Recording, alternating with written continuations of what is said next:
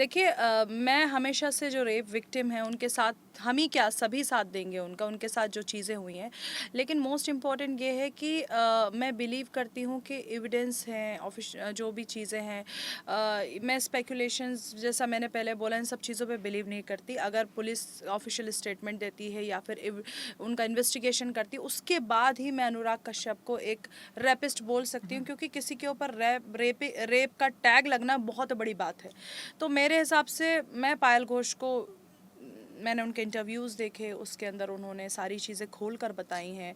और मेरा मानना ये है कि अगर कोई रेप विक्टिम होता भी है तो वो सबसे पहले पुलिस के पास जाता है। ये नहीं कि ट्विटर के ऊपर आपने लिख दिया और पीएम मोदी को टैग कर दिया है और सारी चीज़ें आप खुलकर बता रहे हो। क्योंकि मेरा ये मानना है कि जो अगर किसी के साथ ऐसी कोशिश की जाती है, हैरेस किया जाता है, तो वो इतना ज़्यादा दिमाग से वो हो जाता है कि भाई क्यों किया, ऐसा क्यों किया। बट उसके बाद मैडम पीएम मोदी को टैग करती है, ना कि पुलिस के पास जाने से उन्हें पुलिस के पास जाना चाहिए। हाँ, तो पीएम मोदी को टैग करने से बेस्ट था कि वो पुलिस के पास जाती और वहाँ पर ये सारी चीज़ें बताती कि उसने मेरे साथ ऐसा किया, उसने जिप खोला, ये किया, वो किया, जो पूरी बातें खुलकर वो बता रही है।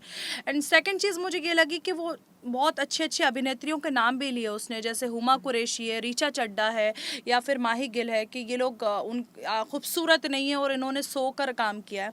I don't think so. Huma Qureshi is very talented, Richa Chadha बहुत टैलेंटेड है और बहुत अच्छी मूवीज़ करती हैं। हुमा की गैंग्स ऑफ वासेपुर उसने बहुत अच्छी एक्टिंग की है। माही गिल, तो ये मुझे लगता नहीं है कि आपको अपनी चीज़ों के लिए लाइक कंगना अपनी चीज़ों के लिए दूसरों को टारगेट करना स्टार्ट कर देती है। तो अपनी अपनी बात करना चाहिए। और मतलब इतने बड़े बड़े आर्टिस्ट का नाम लेकर आप ये कोशिश कर रहे हो पब्लिक को दिखाने की कि वो सो कर काम हासिल करते हैं, मेरे हिसाब से बिल्कुल ऐसा नहीं है। वो टैलेंटेड है और अपने काम जो भी उन्होंने हासिल किया अपने टैलेंट पे किया। जी जी। ऑलराइट, इसके अलावा जैसा कि बिग बॉस की अगर हम बात ना करें तो आई थिंक बेवकूफ़ी होगी, लेकिन जिस तरह से सलमान खान जी को टारगेट किया जा रहा है कि ये जो है सिर्फ स्टार किड को ये भी चांस देते हैं, उन्हें सपोर्ट करते हैं, इस बार का जो बिग बॉस है बायकॉट किया जाना चाहिए, हम नहीं देखेंगे, ऐसा करेंगे वैसा करेंगे।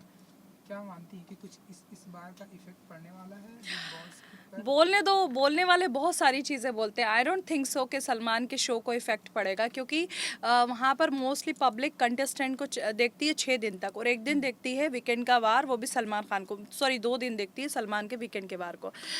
मैं सलमान से पर्सनली मिली हूँ, हम लोगों ने बहुत वक्त गुजारा है बिग बॉस के अंदर। मुझे कभी ऐसा नहीं लगता कि सलमान बहुत ही ज़्यादा ऐसा बंदा है कि लोगों की बैंड बजा दे और लोगों की वाट लगा दे, ऐसा वाला बंदा नहीं है। उसने मुझे भी बहुत चीज़ें समझाई इंडस्ट्री के अंदर कि ऐसे ऐसे जैसे पहले थी आप अब नहीं रहना है, क्योंकि आप एक लेवल पे आ गए हैं, आपको अच्छे से काम करना है।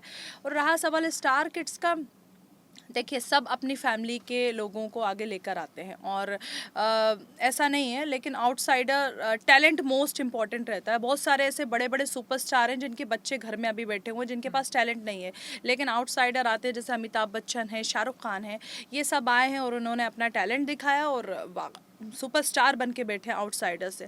तो मेरा ये मानना है कि टैलेंट, लास्ट में टैलेंट ही आता है और वो ही आगे लेकर जाता है। सलमान खान का मुझे नहीं लगता कि ये लोग कितना भी ट्रोल करें, सलमान खान का नाम ख़राब करें। मैं एविडेंस पे बिलीव रखती हूँ। अगर तुम्हारे पास चीज़ें हैं, प्रूफ हैं, तो सामने लेकर आओ कि सलमान ने सुशांत के साथ ऐसा किया। वही र्यूमर चल रहे हैं, ब्लेम कर रहे हैं, गाली बक रहे हैं। मेरे ही पूरे इंस्टाग्राम को गंदी गंदी गालियों से भर दिया है इन लोगों ने। तो मुझे नहीं लगता, सलमान के हेटर्स से ज़्यादा उसके फैंस हैं और उसको वीकेंड के बार पे डेफिनेटली सपोर्ट करेंगे। उसको प्यार करने वालों की मुझे नहीं लगता है कमी है, क्योंकि मैंने जितना देखा है, ये कितना भी करने की कोशिश करे, कितना भी फेक ट्रोलिंग करवाने की कोशिश करें, उसके इंस्टा के ऊपर गंदी गंदी गालियाँ बकते रहें, मुझे नहीं लगता कि उसके बिग बॉस पर असर पड़ेगा। मुझे नहीं लगता, मुझे नहीं लगता। बिल्कुल, मुझे भी नहीं लगता। हाँ, इस बार के कंटेस्टेंट को कुछ कहना चाहेंगी आरसी जी?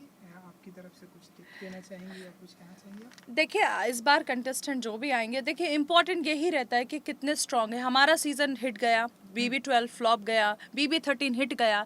तो डिपेंड करता है कंटेस्टेंट कैसे हैं। सलमान अपना वीकेंड का वार जैसा करना है वैसा ही करेंगे, लेकिन जो 6 दिन 5 दिन चलता है वो ज़्यादा इंपॉर्टेंट है। उसमें पब्लिक कनेक्ट होती है, अपने अपने जो सपोर्टर्स हैं वो कनेक्ट होते हैं। तो लेट्स सी, देखिए एक्स कंटेस्टेंट मैंने सुना है कि बिग बॉस के अंदर आ रहे हैं, लेकिन वो आते हैं और उनके ऊपर ज़्यादा फोकस नहीं होता है, क्योंकि पब्लिक अपने सपोर्ट जो जो कंटेस्टेंट है उनके ऊपर ज़्यादा फोकस करती है। वो सिर्फ आते राय देते हैं और अपना मशवरा देते हैं, मैच्योरिटी वाली बातें करते हैं, उन निकलते चले जाते हैं। और मेरा ये मानना है कि अगर मैं वहाँ पर जाती हूँ तो मुझे गेम पलटना है, मुझे ना बैंड बजानी है। मतलब मैं ये नहीं सोचती कि तुमने गलत किया, तुमने गलत किया, लेकिन है ना अभी वहाँ पर, ठीक है, अच्छा कर रही है, माँ बनी है, बेटी बनी है, जो भी है ना वहाँ पर, मुझे गेम पलटने का शौक है। मुझे ऐसा लगता है कि अगर इसने इसके साथ ऐसा किया तो क्यों ना टर्न कर दो टेबल को और इसकी बैंड बजवा दो। तो ये आना चाहिए, ये ट्विस्ट आना चाहिए। जी, तो इस बार ऐसे वाइल्ड कार्ड के जरिए आरसीजी जाकर ऐसे किसी की पर्सनली ऐसे किसी की बैंड बनाना चाहती है? बिल्कुल, कलर्स बुलाएंगा तो हम ज़रूर जाएंगे। उन्होंने हमें बनाया और हम हमेशा उनके लिए साथ खड़े हैं। लेकिन मैं ऐसे मशवरे के लिए नहीं जाऊंगी, जैसे वीकेंड के वार पे वो जो पॉज दे देते हैं या फिर रोबोट बना के खड़ा कर देते हैं और आप जाकर उनको बातें सुना देते हैं। I don't like it. मुझे बात सुनाना भी है और उसकी बात सुननी भी है, वो चाहता क्या है और मैं उसको क्या करवाना चाहती हूँ वो करवाना है मुझे।